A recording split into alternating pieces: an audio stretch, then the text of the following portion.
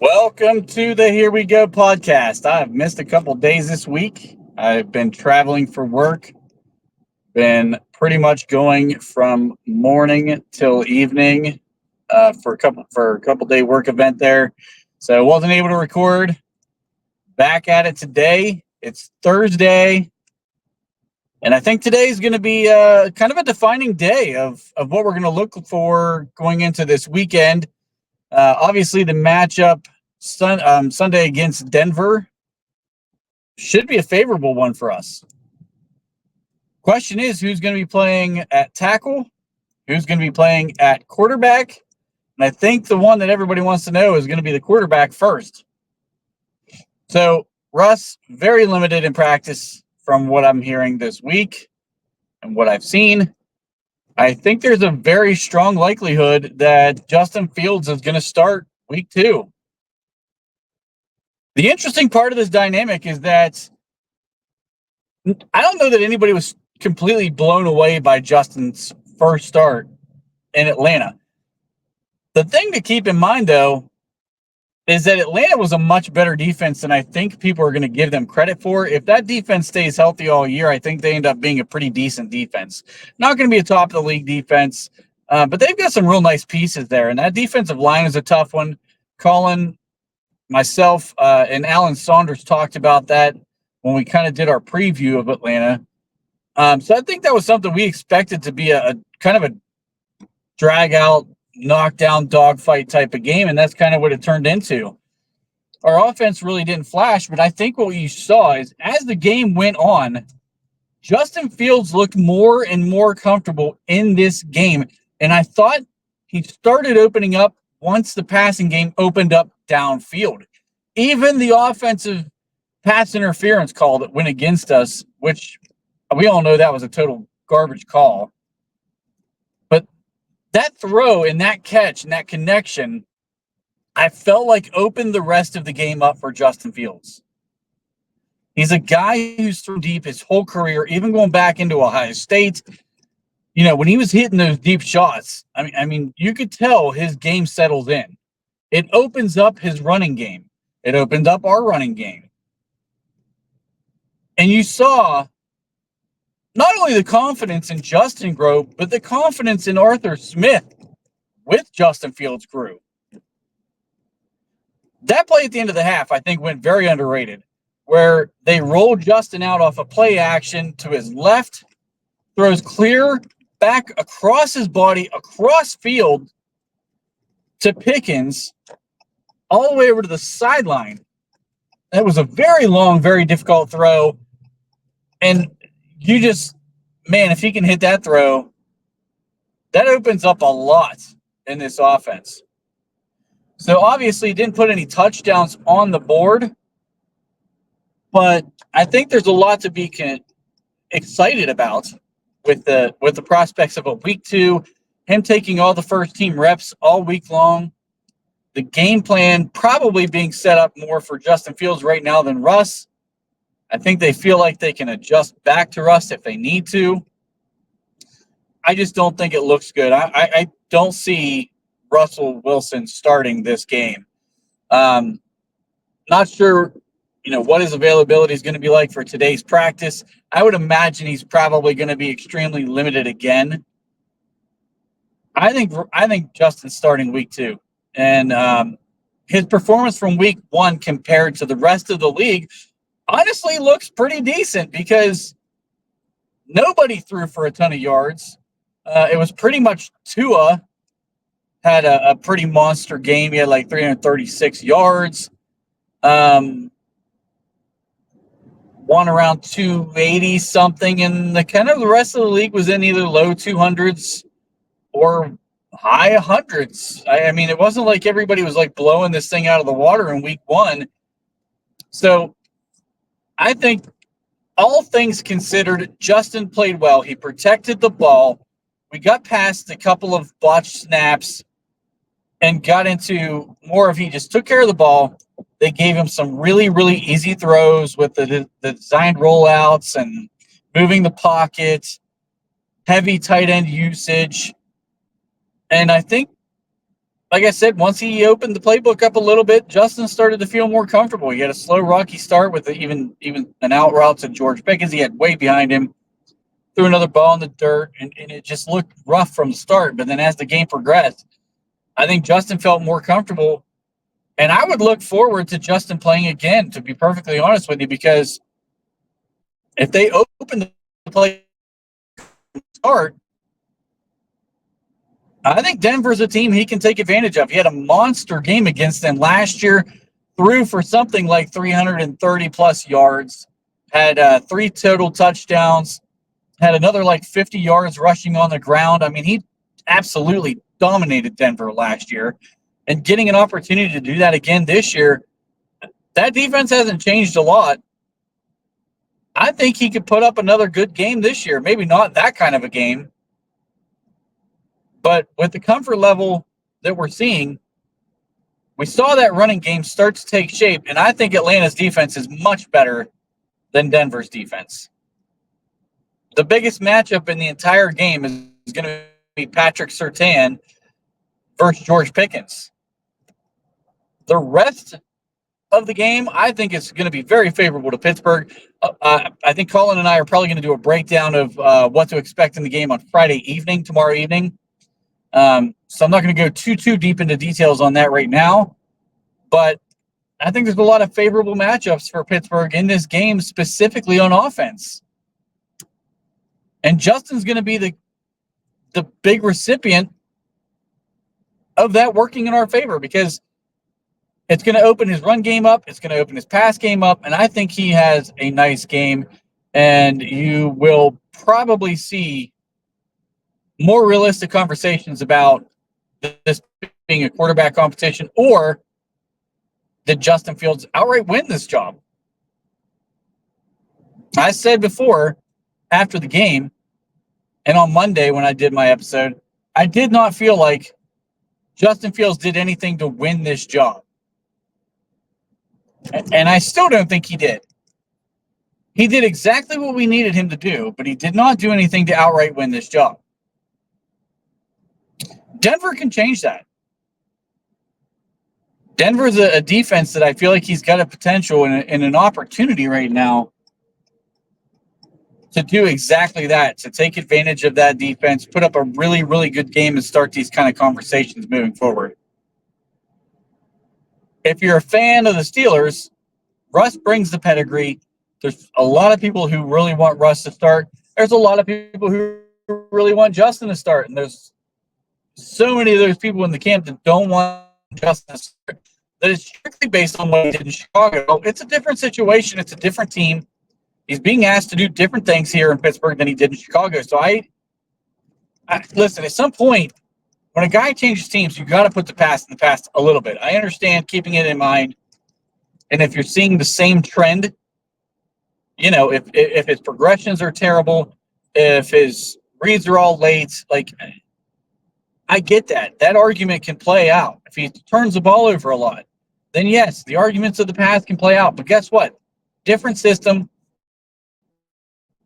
different coordinator, different coach, different team, different skill sets around him than what he saw in Chicago. I would throw it all out the window right now until we see him kind of revert back into the bad habits he had in Chicago. We didn't see that in our first week game. Let's see what happens in the second week.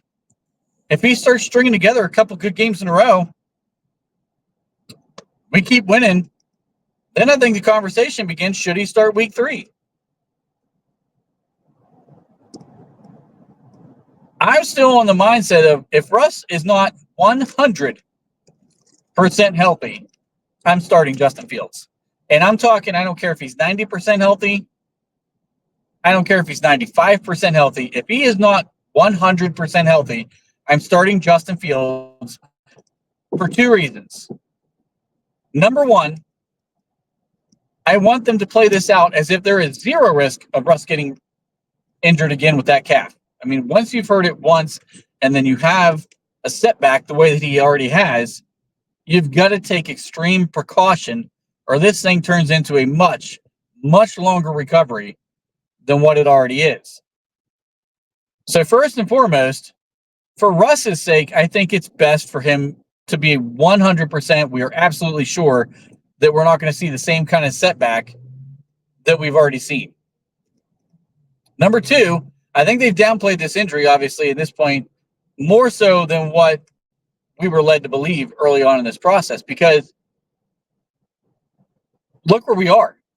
I mean, Russ has barely played at all throughout preseason, training camp, now into the regular season. This thing's been going on for over a month and a half. This is not like a new thing where it just happened last week. Obviously, he needs time to heal this thing. Like, so something is not right. And you worry about, does the Achilles end up becoming affected by this thing? Like, could we see an Aaron Rodgers situation with Russ? Like, I don't want to see that. Let him get healthy. Let this thing recover completely and then come back.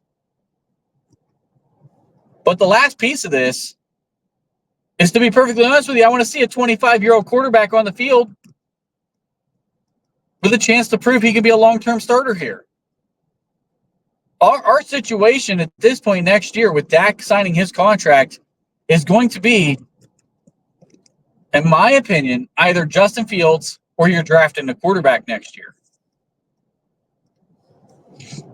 And if you're drafting a quarterback next year, you already need a receiver and you already need a defensive lineman very, very badly in this next draft. I mean, those are absolute necessities.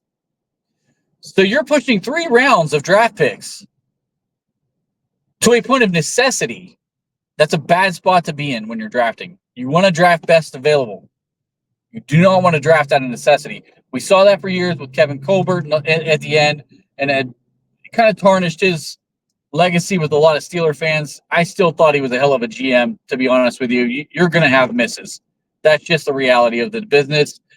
Kevin Colbert ran a successful winning organization for a very, very long time, and people give him a lot of flack for that. But you do not want to go into a draft where you have 3 absolute needs, and they have to be in the first 3 rounds. You cannot be picking and finding a diamond in the rough all the time at wide receiver in late rounds. That is a guy that you need to be a high-round pick. Defensive line. You can find them a little deeper, but as important as the defensive line is in Pittsburgh, I think it needs to be in a higher pick too. I think it needs to be in those top 3 rounds. Keanu Benton is a guy who's now looking like a star type of guy. We didn't wait till the 4th or 5th round to get him. We went up and got him in the 2nd round. So you need to find these guys earlier on in the process. Quarterback.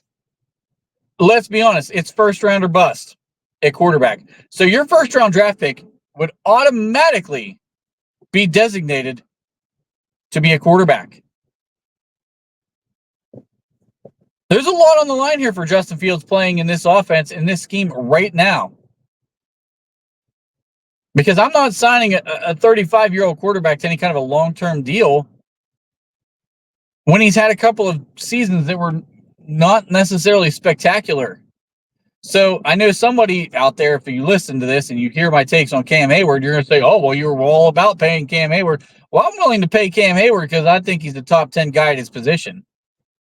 I don't think anybody in the world is making an argument that Russell Wilson's the top 10 guy at his position last year, the year before that, or his last season in Seattle. So we're 3 years removed from him being a top 10 type quarterback. Totally different situations, in my opinion. Not only that, but Russell Wilson is going to use his name to get a big payday if he has a good season this year. And I think it's going to be too rich for my blood. It's going to be the same thing that we went through with Kirk Cousins. Only Cousins has had multiple seasons where he's in that top 10 to 15 kind of conversation. You're not going to see that right now out of Russell Wilson. He's not getting into that conversation this year. He's really going to have to blow it out of the water. And this offense just is not set up to do that. And I think we saw in week 1, when your tight end room is far out producing your wide receiver room outside of George Pickens, there's cause for concern. So let's just be honest with ourselves. These quarterbacks aren't throwing for 4,000 yards this year. It's not happening. We're going to be happy with them throwing for 3,000 yards this year. Because it's all about the running game. So in my opinion, this offense is set up to develop a young quarterback because you have a very young offensive line. It looks like they're starting to become solidified. Zach Frazier looks like a bona fide stud in the middle. He's a guy that you're going to plug and play each and every year, and you're completely comfortable with the center position. Broderick Jones had a decent game last game. He was a big concern. Big concern for a lot of people. Spencer Anderson wasn't great, but, I mean, there was no real big glaring deficiencies there. James Daniels had a good game. I know he's not going to be here next year from the look of things. And we might be seeing Troy Fautanu come into the starting lineup. So moving away from the quarterback discussion here for a moment. Yesterday's news at practice, Dan Moore Jr. is kind of dealing with an ankle injury. Broderick Jones moved to the left. Troy Fautanu starts on the right. We'll see if that happens again today. If that happens again today, now you're talking about, is Dan Moore up in the air as far as we're going to look at Sunday's lineup? Could he be a guy who ends up being a scratch? And there's going to be some people who are going to celebrate this and be like, oh, yeah, thank God we're going to get both our young tackles in the lineup now. We're going to get moving on this. We have no depth at tackle. We do not need Dan Moore to be hurt. And I'm not saying that to say I don't want to see Troy Fautanu on the field. If you've watched any of these podcasts where myself or when I'm with Colin have talked about this young offensive line, we've been screaming from the rooftop to get them on the field early and often. So, yes, I do want to see them, but I don't want it to be because Dan Moore is a scratch. Because where do we go from there? Who the hell is left to play tackle? I mean, you might seriously be looking at, yes, our two young guys start, but if one of them get hurt, Spencer Anderson now moves to the tackle spot potentially. And you're bringing Mason McCormick in to play guard. Folks, that would get ugly real fast. That is not something we need to have. So even if Dan Moore doesn't get the nod to start in this game, I think you've got to hope he at least is capable of dressing and they're taking a precaution with him.